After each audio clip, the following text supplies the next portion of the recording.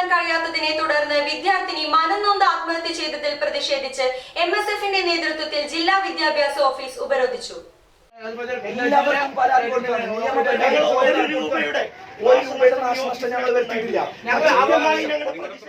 കഴിഞ്ഞ ദിവസം മലപ്പുറം ജില്ലയിലെ വളാഞ്ചേരിയിലാണ് 10ാം ക്ലാസ് വിദ്യാർത്ഥിനി ദേവിക ഓൺലൈൻ ക്ലാസ്സിൽ പങ്കെടുക്കാൻ കഴിയാത്തതിനെ തുടർന്ന് മനംനൊന്ത് തീകൊളുത്തി ആത്മഹത്യ ചെയ്തത്.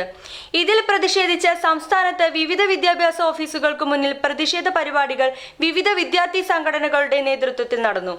മണ്ണാർക്കാട് ജില്ലാ വിദ്യാഭ്യാസ ഓഫീസിൽ MSF നേതൃത്വത്തിലാണ് ഉപരോധം നടന്നത്.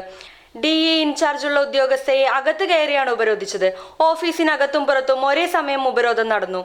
ഓൺലൈൻ പഠനത്തിന് സൗകര്യമില്ലാതെയാണ് കുട്ടി ആത്മഹത്യ ചെയ്തത്. സമാന രീതിയിൽ അട്ടപ്പാടിയിൽ പഠിക്കുന്ന കുട്ടികളുള്ള നിരവധി SC/ST കുടുംബങ്ങളാണുള്ളത്. അവരിലും ഓൺലൈൻ വഴി പഠിക്കാൻ കഴിയാത്തവരാണ്.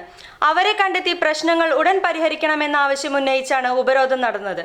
പിന്നീട് പ്രശ്നപരിഹാരത്തിന് പരാതി സ്വീകരിച്ച് നടപടി ഉടൻ എടുക്കാമെന്ന തീരുമാനത്തിലാണ് സമരക്കാർ പിരിഞ്ഞുപോയത്.